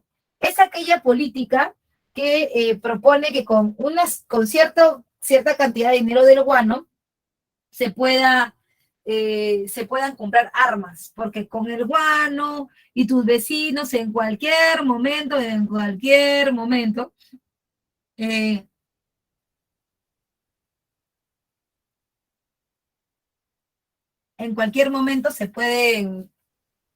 alguien se puede poner vivo y finalmente invadirte por el guano, ¿no? Entonces hay que tener sus armas ahí, ¿no? O sea, se adelantaba la guerra contra España ya Castilla, ¿no? Y también está la política educativa con el reglamento de instrucción pública. La idea era hacer un balance de cómo estábamos en educación para alfabetizar, porque hasta ese momento las diferencias eran muy grandes, ¿no? Había gente que sí tenía derechos y republicanos y ciudadanos que no tenían otros porque no sabían leer y escribir, como un derecho fundamental que es el derecho al voto. De ahí también viene el debate de si los analfabetos deben o no deben votar, ¿ya?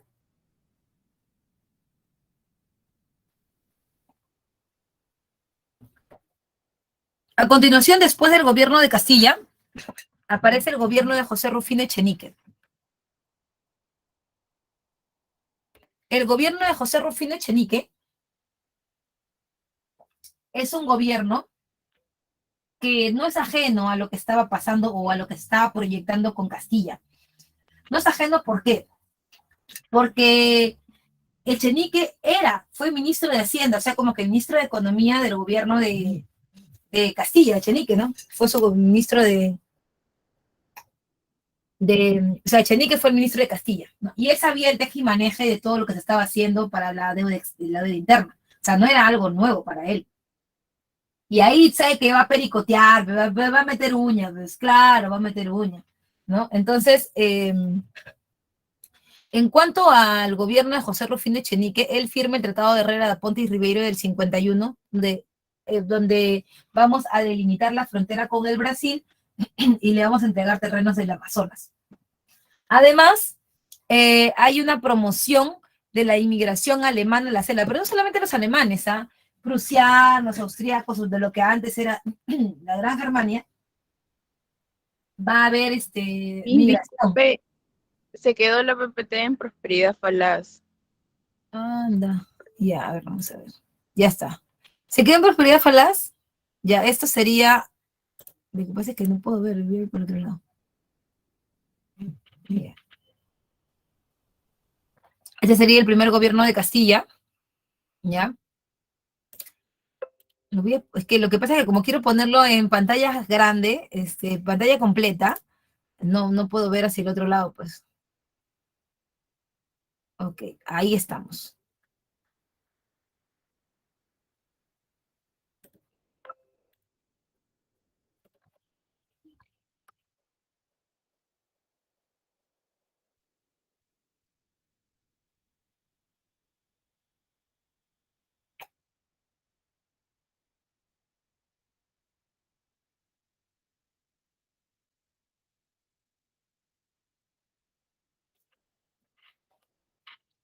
Ya.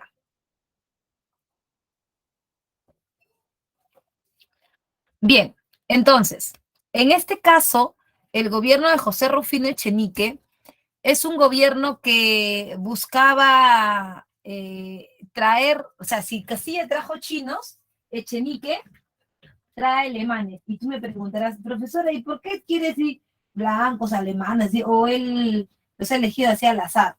No, nada es casualidad. Echenique decía que nosotros, él creía en eso del darwinismo social, en que habían superioridades de razas. Pues, ¿no te acuerdas cuando hablamos del imperialismo, de la primera revolución industrial, eso? Y que los ingleses decían que ellos sí se podían meter a donde les diera la gana porque ellos pues eran superiores, ellos se habían sido civilizados y todo, ya. Esa misma idea tenía Echenique, decía, no, sí, ellos son civilizados y es así como ellos que nosotros debemos ser.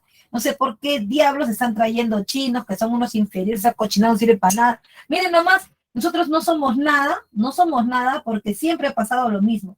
No somos nada porque primero que indios, después que negros, ahora que chinos, pucha, en vez de ir para arriba, vamos para abajo. Entonces, es por eso que Echenique dijo, no, hay que traer una mano de obra calificada, no como los chinos que no saben, solamente saben arar la tierra. Mejor hay que traer alemanes, quien quita, y de paso de repente ellos o sea, con nosotros se combinan, ¿no? Como quien dice, para mejorarte la raza. Sin embargo, eso nunca ocurrió, pues porque ellos, tú sabes que son arios y no tenían en su mente, pues, combinarse contigo, y eso era claro, ¿no? Eso era claro. Entonces, por eso es que van a venir, ¿no? A la zona de Posuso, ¿no? Oxapampa, donde ahora los puedes ver que están en sus propios espacios culturales, ¿no? También se da el escándalo de la consolidación de la deuda interna por corrupción. ¿Por qué? Porque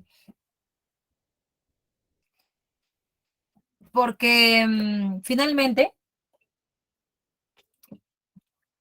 Echenique cerró, o sea, falsifica los bonos de guerra, se roba la plata, y de eso se da cuenta Castilla, ¿no? Y le da un golpe de Estado con su revolución liberal que obviamente necesitaba el respaldo de la población, porque como tú sabes, no hay un ejército profesional.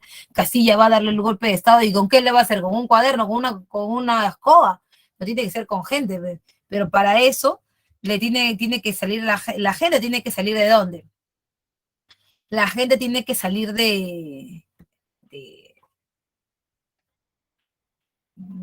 pues, espontáneamente del pueblo, pues, ¿no? Pero nadie hace nada por nada, pues, joven, nadie hace nada por nada. Por eso es que se les propone eliminar el tributo indígena y, por supuesto, abolir la esclavitud, ¿no? La gente lo apoya y llega el segundo gobierno de Ramón Castilla entre el 56 y el 62, que trae dos constituciones, una liberal, que es la del año 56, en donde obviamente va a tener apoyo de los consignatarios, va a tener apoyo de los guaneros, ¿no? Pero también tienes que darte cuenta que esos guaneros tienen que estar ni muy cerca que se quemen, ni muy lejos que se enfríen, Porque si tú le das poder al guanero, lo que va a ocurrir es que va a querer mocharte por todos lados. Por eso, él decide, una vez que ya les ha dado lo que han querido los guaneros con su constitución del 56, en el 60 cambia una constitución moderada, o sea, donde ya no predomine el libre comercio, que no sé cuánto. Eso estaba bien, estaba muy bien cuando había crisis, ¿no? Cuando estaban en lo de Echenique y eso, pero ya no, porque podía ser un problema. Podía quitarle poder al Estado, ¿no? Es por eso que va a llegar a la Constitución del 60, que es moderada.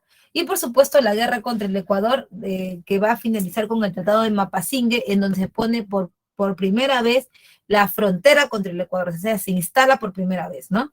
Y por supuesto el alumbrado a gas, el agua potable, ¿no?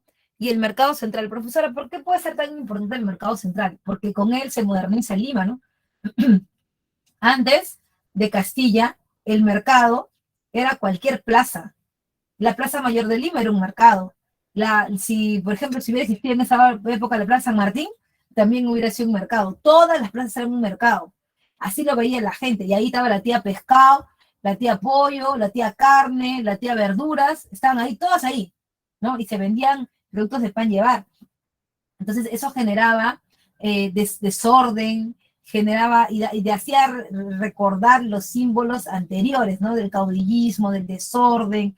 Imagínate, pues, golpes militares y encima el mercado, en medio de todo, es como si tú salieras de tu casa y todo cuanto vas, el lugar en donde vas, es un mercado, la gente vendiendo por la calle, todo tipo de ambulantes, ¿no? Y es por eso que él los organiza en el mercado central. Y ahí se comienzan a generar un sistema salubre que se conoce como el sistema de mercados o la red de mercado que tú conoces, ¿no? Se construye el ferrocarril Lima Chorrillos y por supuesto aparece la Sociedad Peruana de Consignatarios, los que venden o comercian con el guano, ¿no? Bien, hasta ahí todo bien. ¿Alguna duda, alguna pregunta, algo que no se logró entender?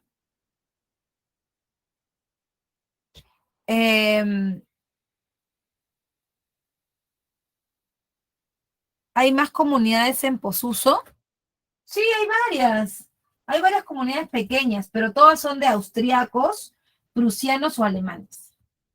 Sí, porque son los que vinieron invitados por el gobierno de Echenique. Ellos vinieron invitados, les dijeron que les podían dar tierras que estaban así como abandonadas, ¿no? Y ellos, tampoco era la gran cosa, ¿ah? Pero tenían conocimiento, decían de las máquinas, ¿no? De los tractores, bueno, las máquinas agrícolas, ¿no? Que tampoco eran muy avanzadas para la época, pero los trajeron por eso. Ah, los chinos no, porque los chinos que trabajan con su mano, pues consumen opio, cochinos, son unos inferiores. Pero los alemanes, pues, nunca hizo, o sea, nunca nos sumaron, a eso me refiero. Ni les mejoró la raza joven, porque ellos, o sea, salvo raras excepciones, ellos se han combinado entre ellos nomás. O sea, si tú estuvieras hablando de un español, de un francés, todavía te creo, porque esos patas se meten con todo, pero los alemanes no. Por las puras trajimos joven hablando de tierras, por las puras mejor nos hubieran dado nosotros para hacer. Sí, ¿qué va a hacer? No, uy, no, no.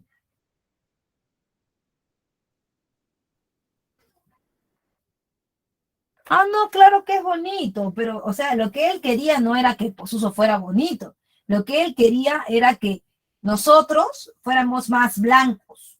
Eso quería, ¿no? Quería que ya dejaran de ser indios, que dejaran de ser negros, porque eso no era progreso. La idea de la fe en el progreso, pues, ¿no? No, bueno, que no. Pero al final, o sea, ¿de qué nos sirvió a nosotros? O sea, ¿cuál era nuestra ganancia? Ninguna, porque se fueron, les dieron tierras y se fueron a cultivar su tierra y era para ellos y al final no nos cayó nada a nosotros y tampoco les mejoraron la raza, o sea, nada. A la final fuimos por la y salimos trasquilados. Sí, pues. Y me preocupa mal, le dice. Entonces, todo bien, chicos, hasta ahí, por favor, dame tu venia para continuar.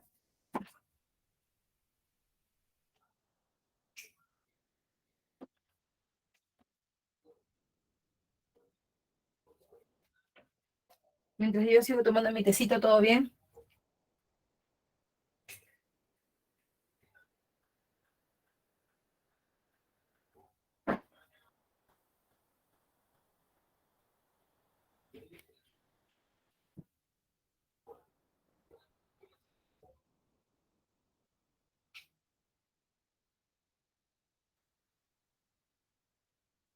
Te pido 1 millón de disculpas, pero como me siento así medio rara, estoy tomando vitapirena.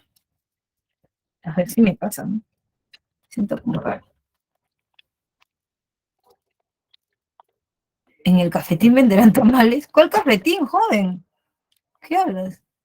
¿De Cepre? Creo que sí. Sí, ahí vendían pan, tamales. Sí, creo. Pero joven, ¿vas a ir a estudiar o comer tamales? ¿Cómo es? Se pasan también.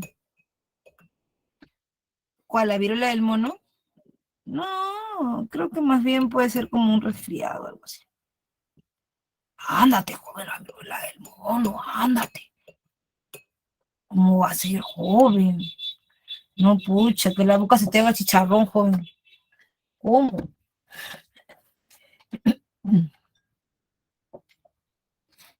Listo. Ahí estoy yo con mi tacita. Entonces, de paltita. Seguimos entonces, seguimos. Ya. Vamos con la guerra contra España. Es importante tomar en cuenta que la guerra contra España, que va entre el 65 y el 66, es una guerra por guano. A esta le puedes llamar la guerra del guano y a la guerra contra Chile le puedes llamar la guerra del salitre.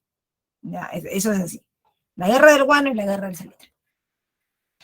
En la guerra contra España tuvo como antecedentes la misión científica española del año 62, ¿no? En el año 62 se toman las islas de Chincha, porque supuestamente los españoles decían, ay, no, que nosotros no vayan a pensar mal, ¿ah? No va a estar pensando que nosotros queremos meternos para invadir, qué barbaridad, cómo la gente piensa así tan feo. No, nosotros no queremos hacer eso, lo que nosotros queremos es, bueno, ir para ver cómo hacen a las aves guaneras, pues el guano, ¿no? Eso queremos, para darle a conocer al mundo que hay algo más detrás de todo esto, ¿no? Entonces era como, raro, pero no raro no, gracioso, pero no gracioso de risa, gracioso de raro, ¿no? Claro, porque, ¿qué? ¿Y tú solamente quieres venir para eso? ¿Eres buena gente? ¿Eres defensora de la ciencia? ¿Qué? Y todo el mundo sabía que en realidad, o sea, estaba más claro que el agua, joven. Todo el mundo sabía que era porque ellos de todas maneras querían tomar el guano de las islas. Eso era obvio, porque si te das cuenta, Inglaterra le iba muy bien y este guano servía para su revolución industrial, entonces España también quería entrar por ese lado, ¿no? Se firma el Tratado Vivanco-Pareja. El Tratado Vivanco-Pareja es un tratado conocido como el de la vergüenza. ¿Por qué? Porque tú sabes que cuando se firma la capitulación de Ayacucho, nosotros aceptamos pagarle una indemnización a España para que se vaya, una deuda de guerra. Todo el mundo sabe que solamente paga la deuda de guerra el que pierde la guerra, como le pasó a Alemania, ¿no? Pero en la Primera Guerra Mundial, pero no el que gana. ¿Cómo que el que gana va a pagar? Y encima todavía había que darles su pasaje, y los que no querían regresar se podían quedar en el Perú con sus mismas gollerías, y todo eso, bueno, al final Bolívar la terminó aceptando, ¿no? Pero pucha, tampoco era algo que la gente tomara como, ay, sí, vamos a terminar de pagarle, o sea, no, ya te hemos pagado y todavía, estate contento con eso, pero aquí todavía había presencia española, ¿no? En el Perú, entonces, la cosa iba no tan bien, ¿no? O sea, tener que retroceder, ¿no? Imposible. Pero al firmar el Tratado de Banco Pareja, estábamos aceptando pagar la deuda de independencia, lo que nos faltaba, el pucho que nos faltaba. Y obviamente esto tuvo rechazo de la población, del ejército, lo poco que había, porque no había un ejército profesional, como te dije. Y por esto se subleva Mariano Ignacio Prado, ¿no? Mariano Ignacio Prado se subleva porque la guerra contra España traía una causa clarísima, y la causa era el neocolonialismo. España quería volver a controlar sus colonias en América del Sur, sobre todo la de Perú, y ya de refilón las que quedaban, pues, ¿no? La de Chile, la de Bolivia, la de Ecuador, la de Colombia. Se aparecen beneficios económicos del guano, ¿no? Esos beneficios económicos son los que España ve en Inglaterra, pues, ¿no? O sea, le está yendo económicamente bien, yo no tengo ni un pasaporte por la mitad, de acá puedo sacar plata, ¿no? Aparece también la causa de la deuda contraída por la capitulación de Ayacucho, que te acabo de comentar. ¿Y cuál sería el pretexto para que comience la guerra? El incidente de la hacienda Talambo. ¿Qué es este incidente? ¿De qué se trata, profe? Dos trabajadores de la hacienda Talambo, un peruano y un español, se entraron en conflicto, pues, ¿no? Se agarraron ahí a los puños, y el peruano, como siempre, mató al español. Y los españoles, ay, no puede ser, los peruanos siempre lo dijimos, los peruanos son unos salvajes, no llegó la civilización por aquí todavía. Pero España tiene la responsabilidad moral de poder educarlos, porque esta gente está atrasada. Hay que mandar inmediatamente un emisario regio al Perú. Aguanta, un emisario regio, pero eso no es una autoridad española que nos ponga en orden. Bueno, si lo quieres decir así, pues sí, es eso. Aguanta, pero si somos una república independiente, ¿por qué tendría que venir un emisario regio? Esa parte no entendí. Y es por eso que también ese va a ser un problema, ¿no? Porque la gente en el Perú no va a aceptar que venga un emisario regio, sobre todo los militares, ¿no? En sucesos aparece la cuádruple alianza. Los 4 países más importantes que se verían afectados por el regreso de España se juntaron, ¿no? Ecuador, Perú, Bolivia y Chile se juntaron. Y el tema era que España quería a toda cosa tomar el puerto del Callao, porque tú tomas el puerto del Callao, luego tomas el Perú, y ahí están las Islas Guaneras, ¿no? Lo que habías venido a buscar. Y después ya de refilón verías lo de Chile, ¿no? Ya después de refilón. Entonces, España tenía que asegurar meterse al Perú, pero ¿cómo me aseguro meterme al Perú? ¿Qué debo hacer ahora? ¿No? Facilito. Debo entrar por el puerto del Callao, pero hay un problema. España tienes un problema. Y tu problema es que, ¿cómo te vas a meter al Perú si para meterse por el puerto del Callao tienes que pasar por el Real Felipe? Y que yo sepa, las reformas borbónicas, tú quedaste el Real Felipe para que nadie pudiera pasar. Hiciste también su trabajo que ni tú pudiste pasar. ¿Sí o no? Ni ellos podían pasar. Entonces, para poder distraer al Perú, para poder sacarlo de acá y poder entrar, ¿no? Tenían que desarmarnos. Pero ¿cómo hacerlo? ¿Cómo hacerlo? ¿Cómo hacerlo? Ah, ya, atacamos a uno de sus aliados, y el Perú va a tener que ir a apoyarlo. Y una vez que el Perú lo vaya a apoyar, pum, entramos nosotros ahí y nos metemos por el puerto del Callao, y patatín, patatán, se acabó todo el problema. Pero por eso España va a bombardear Chile, ¿no? Valparaíso lo va a bombardear. En esta clase he escuchado más de una vez esa palabra, Valparaíso. Lo que pasa es que Valparaíso es el centro comercial, bueno, era el punto céntrico comercial de Chile en esta época. Entonces, si tú lo bombardeas, lo haces basura económicamente. Y Chile levantaba la mano: Perú, Perú, aquí, por favor, amiguis, ayúdame, amiguis, no quiero morir. Ay, mira, Chile, a mí me encantaría ayudarte, pero hay un problema. Si yo voy, dejo libre por el Callao, es obvio que se van a meter por ahí. O sea que, o sea que, o sea que tú no vas a ayudar, po. O sea que los chilenos estamos solos. Hemos estado acá en la cuadra alianza por las puras. O sea que me reviente y me pierdo el paraíso. Bueno, no hay otra, ¿no? O sea, alguien tiene que sacrificarse, y ese obviamente no vamos a hacer nosotros. Desde ahí te odio. Porque lo reventaron económicamente, ¿eh? Sí, tú no hiciste nada.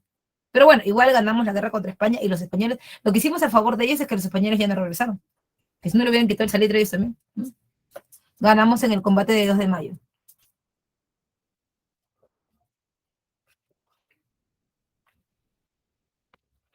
Después de la guerra contra España, viene el gobierno de Mario Prado. Sumido en una crisis económica terrible entre el 65 y el 68, el precio del guano cayó porque en el mercado internacional se comenzaron a comercializar guanos fertilizantes de sintéticos, ¿no? O sea, artificiales, que utilizaban el salitre como base para hacerlos. Y ya sabes quién es el salitre. ¿Ya? Entonces, hay una oposición conservadora a estas medidas liberales, ¿no? Porque el Perú comenzaba a abrirse nuevamente el mercado internacional, pero los conservadores no iban a permitirlo, ¿no? Porque querían asegurar que, o sea, si tú te abres el mercado internacional, hay, así como tú vas al mercado, también vienen a tu mercado. Y eso no querían los conservadores, por eso piden un cambio de constitución, ¿no? En cuanto al gobierno de Balta, termina el gobierno de Prado y comienza el gobierno de Balta, ¿no? Entre el año 68 y el 72. Balta se encuentra con un panorama, uno, en crisis económica, y dos, que los consignatarios están queriendo meter cabeza. ¿Por qué, profe? ¿De qué habla? Bueno, lo que pasa es que los consignatarios han estado vendiendo guano durante toda la guerra. Claro que con sus dificultades, porque tú sabes, la guerra también cierra puertos y todo, pero no querían reconocer, o sea, pagarle al Estado, pero no lo que le debían, pues. O sea, si tú, si tú has vendido, es lógico que tú me tengas que pagar lo que a mí me corresponde, ¿no? Y además se habían creado una asociación, mira, acá está, se habían creado la Asociación Peruana de Consignatarios, o sea, como una casa comercial que ya no era la Casa Gips, era una asociación de ellos. Y cuando el Estado peruano reclamó por la plata del guano que se había vendido durante la guerra contra España, directamente fueron a la Casa Gips. Casa Gips, ¿cómo es esto? Ah? ¿Por qué ya, bueno, si hemos estado en guerra, págame pues lo que ellos han estado vendiendo? Pues se supone que a ti te entró la plata, ¿no? Págame lo que han estado vendiendo durante ese tiempo, pues, ¿no? ¿Qué? ¿Qué te pague? No te entiendo. Sí, o sea, porque todo lo que, o sea, yo tengo información de que se han estado vendiendo. A ver, sí, ellos han estado vendiendo, pero hace tiempo que ellos ya no están agrupados conmigo. Hace tiempo han desconocido el contrato JIX, hace tiempo. Se han creado su propia empresa, todo, y ahora ellos venden. La verdad que yo, si te han pagado o no te han pagado, Cholito, eso sí, la verdad no sabría decirte, en serio. Yo cumplí con darte lo que a mí me habían encargado, pero nada más. El gobierno de Balta se loqueó, se fue contra los consignatarios. Consignatarios, lo que me deben del guano. ¿Qué hablas? Balta, oye, le he hecho daño a la guerra. ¿Qué es esto? No tenemos nada. Oye, no está cerrar los puertos. A Valparaíso le han hecho basura. ¿Crees que nosotros vamos a estar vendiendo? Esto es loco, tú. Nada, brother, nada. Tu pensamiento es muy random, ¿eh? No, nada, brother. O sea, ¿qué tienes? Nosotros no vamos a pagar nada. Yo tengo información de que ustedes han estado vendiendo y han ganado un montón de plata. Lo único que quiero es que me paguen lo que me corresponde. La que no entiendes, no entiende. Es risa, no entiende. Escúchame, no tenemos nada, no tenemos plata. Ya. Está bien. Ustedes dicen que no tienen plata, que no han vendido. Ya, perfecto. Hagamos como que les creo. ¿Ya? Ya no me paguen. Ya pues. Y eso se perdió. Pero eso sí, nunca más les voy a vender guano. No, Valda, disculpa, bro, disculpa, o sea, es un chascarrillo, nada más. No. Ustedes tuvieron muchas oportunidades para darnos lo que nos correspondía. Ahora que ya quieren retroceder, no se puede. Y obviamente el gobierno peruano necesitaba liquidez, ¿no? Liquidez de una vez, porque después de la guerra pues habíamos quedado mal. Entonces, por eso se firma el contrato Dreyfus, ¿no? El contrato Dreyfus, que es el monopolio del guano. Es decir, ya no se les vendería a los a los consignatarios, sino ahora se les vendería directamente a un solo comprador en el extranjero. Por eso el contrato Dreyfus elimina el contrato GIPS. Los consignatarios, o sea, quedaron payasos, porque al final se habían perdido la oportunidad de su vida, o sea, como que eh,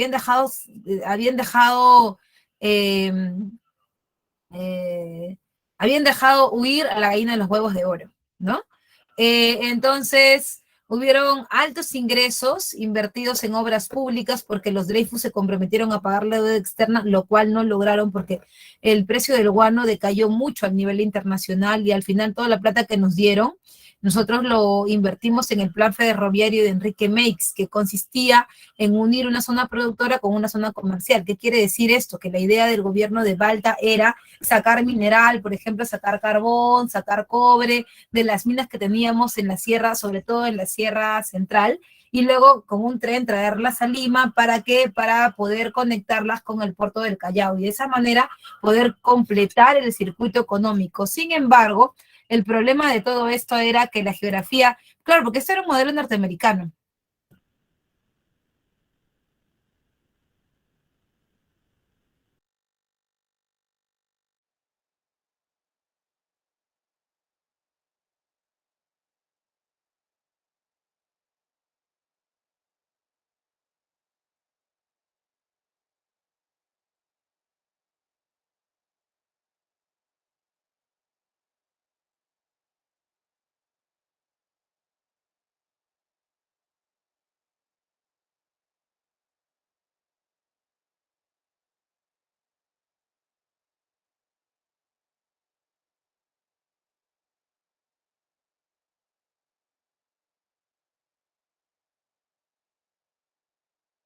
Ya leí ahí, ya no ese, ya, ya listo, escúchame. Entonces,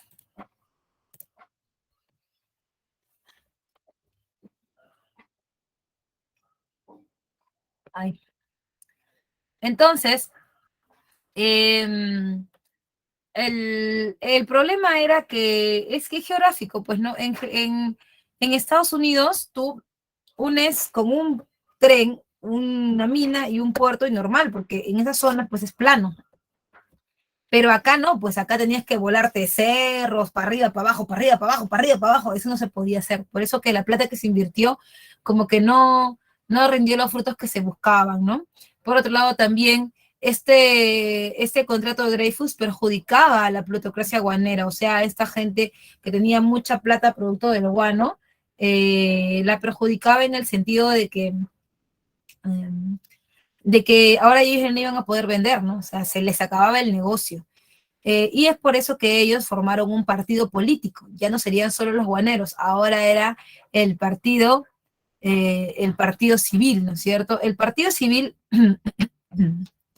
que vencería en las próximas elecciones después de este gobierno, ¿no? Bien, se llevan elecciones y el presidente elegido es Manuel Pardo y Lavalle del 72 al 76, en un periodo donde ya no van a gobernar los militares, sino enteramente los civiles. Y se llama el primer civilismo, que es el periodo en donde se domina el partido civil, que es el primer partido moderno del Perú, que está creado por los ex consignatarios, que representó a la oligarquía nacional y que soportó la recesión económica ante la crisis mundial del 73. Recuerda que esta crisis del 73 es la del gran pánico de los Estados Unidos, ¿te acuerdas? Una crisis de sobreproducción en la segunda revolución industrial que le generó una crisis económica que lo obligó a buscar mercados extranjeros, ¿no? Se restringe el gasto público y se detiene la compra de armamento. Profesora, ¿cuál compra de armamento? La política de equilibrio continental, pues te acuerdas que hizo Castilla con la plata del guano, que se tenía todo, con eso se compraba armas, pero ahora ya no, ahí se detendría, ¿no? El gobierno de Pardo decía que no teníamos por qué comprar armas porque las cosas no se solucionaban con peleas, las cosas se solucionaban diplomáticamente a través de la educación. Para Pardo, para todos los Pardo, lo más importante siempre será la educación. lo más importante siempre será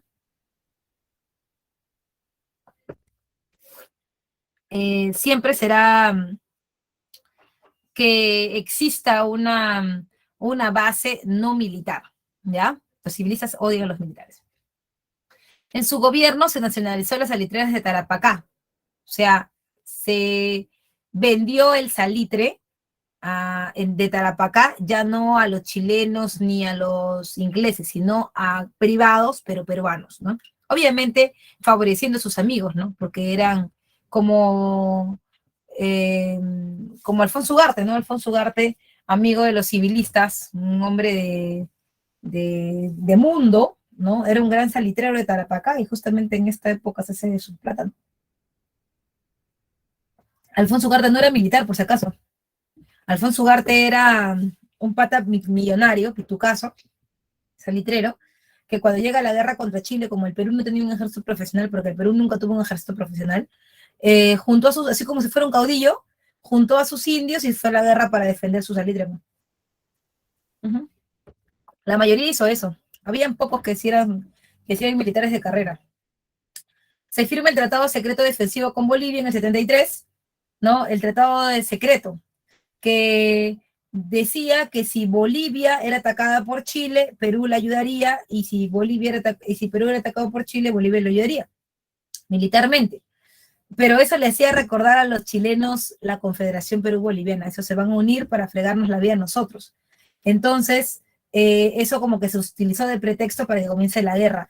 Y por supuesto, el Reglamento General de Educación Pública, o sea, no solamente era importante alfabetizar, sino también dar carreras profesionales. Así se dieron los primeros pasos en la tecnificación del conocimiento. Por eso aparece la Escuela de Ingenieros Civiles y Minas y la Escuela de Ingenieros Agrarios, ¿no? Es lo que ahora es la Universidad Nacional de Ingeniería. En esa época, creada en el año 76, la Universidad Nacional de Ingeniería fue el primer bastión para la producción en el Perú, ¿no?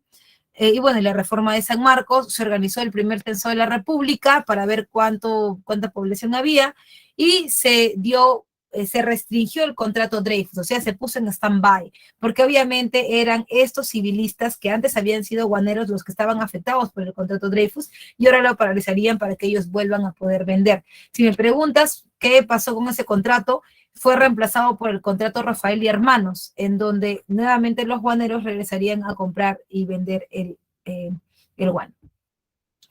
Termina su gobierno con la muerte del presidente Pardo, disculpa, en el 78, y una crisis económica muy fuerte, con oposición de la gente de Pierola al gobierno de Prado, y por supuesto, el inicio de la guerra contra Chile, ¿no? Nos declararon la guerra un 5 de abril del año 79. Ahora sí nos vamos con la guerra contra Chile rapidito, porque yo no tengo mucho tiempo. En el caso de la guerra contra Chile, recuerda, el antecedente, bueno, el Perú cómo llega a la guerra, mal, económicamente mal, y con una capacidad militar disminuida. Porque el Perú, ya te he dicho 1000 veces, no tenía ejército. Lo que había era gente, déjame ver. Lo que había era gente, ya, al toque. Lo que había era gente que llevaba sus,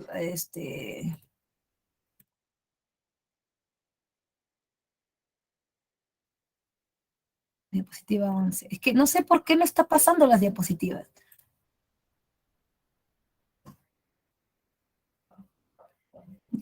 La 5, ¿no? Esta es la 5.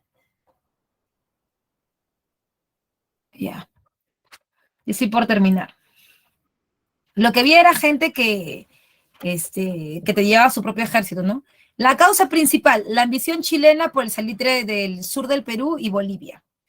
El pretexto, que Bolivia le vendía a Chile siempre el quintal de salitre a un precio determinado, y que así de la noche a la mañana Bolivia, sin preguntar, sin consultar a Chile, le subió 10 céntimos el quintal de salitre. Oye, si el salitre está de demanda mundial y yo quiero subir, ¿por qué yo tendría que preguntarle al otro a ver si le puedo subir? No, yo le subo nomás. ¿Sí? Estamos en un libre mercado. Si no quieres comprarme a mí, no me compres, vende a otro lado a comprar. Claro que el salitre estaba en mucha cantidad en Antofagasta y en el sur del Perú. Antofagasta es Bolivia. Y bueno, el tratado secreto que les hacía recordar a la Confederación, ¿no? Chile invade militarmente Bolivia y le declara la guerra, y el Perú, al ver esto, manda una misión que es la misión Lavalle para calmar las aguas, y al final los chilenos también nos declaran la guerra a nosotros el 5 de abril del año 79. En la campaña marítima, has de recordar, siempre es la primera en las guerras. ¿Por qué es la primera en las guerras? Porque es siempre para lograr el control del ejército, o sea, suministro de agua, de soldados, de alimentos, ¿no? El objetivo era dominar las líneas de transporte para que no se puedan ir de un lugar a otro. Sin embargo, Miguel Grau, que fue líder de la escuadra peruana, participó en el combate de Iquique, donde lamentablemente perdimos la fragata Independencia, la mejor embarcación que teníamos, la más moderna, que encalló por pegarse a las costas, es un hueco abajo, se hundió solita. Las correrías del Huáscar, importante, era un monitor, es una embarcación pequeña, ¿no? Que hacía incursiones como que relámpago a los puertos chilenos, y era como un ratoncito que se metía por todos lados y los chilenos no sabían qué hacer con nosotros, ¿no? Y también tenemos el combate de Angamos, donde se captura al monitor Huáscar y muere el almirante Grau, ¿no? Luego pasamos a la campaña terrestre, donde vemos la campaña de Tarapacá, la derrota en Pisagua. En política interna, Piero le ha dado un golpe de Estado al gobierno de Prado, que se ha ido de viaje a traer las armas de Europa y ya no ha regresado. Y en la campaña de Tacna nos derrotan en el Alto de la Alianza y en Arica, porque el gobierno de Pierola ya nos había abandonado, ¿no? Al final Chile controla el sur salitrero y el ejército ya estaba terminado en el sur. La guerra se traslada a Lima, donde fracasan las negociaciones de paz, ¿no? Y tuvimos derrotas en batallas como San Juan y Miraflores, porque Pierola nos hizo desistir, poner las armas, de poner las armas, porque ese era su objetivo. El objetivo de Pierola en el gobierno del Perú era que la guerra termine, gane o pierda el Perú, no importaba. ¿Quién lo había puesto? Los consignatarios. ¿Y por qué lo habían puesto? Porque querían que la guerra termine, ya que si no terminaba, entonces sus terrenos en el norte iban a ser lapidados, ¿no?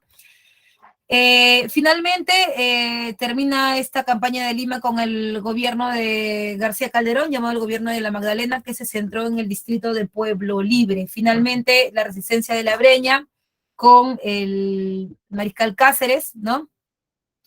Que va a perder la resistencia de la Breña en la batalla de Huamachuco, y se firma el Tratado de Ancón, en donde se retiene por 10 años a Tacna y Arica, y después se haría un plebiscito y se entrega 1 millón de toneladas de guano a Chile. Además, en consecuencias, hay una infraestructura destruida, se paraliza la producción y se exacerban los conflictos de propietarios y trabajadores. En política, ya la gente no creía en los gobiernos civiles y ahora solo serán gobiernos militares, que traerá como consecuencia la aparición del segundo militarismo, pero eso ya será parte de una siguiente clase, ¿no? Bien, chicos, hasta ahí ha llegado mi separata del día de hoy. Recuerda, te voy a dar las claves, te canto las claves, ¿ya? 1, besito. 2, avioncito. 3, besito. 4, dedito. Y 5, casita, ¿ok? Espero que haya sido una súper clase para ti, para mí lo fue, así que no siendo más, me despido de ti y nos vemos la próxima semana, esta vez en un capítulo más de Historia Universal. Chao, chao.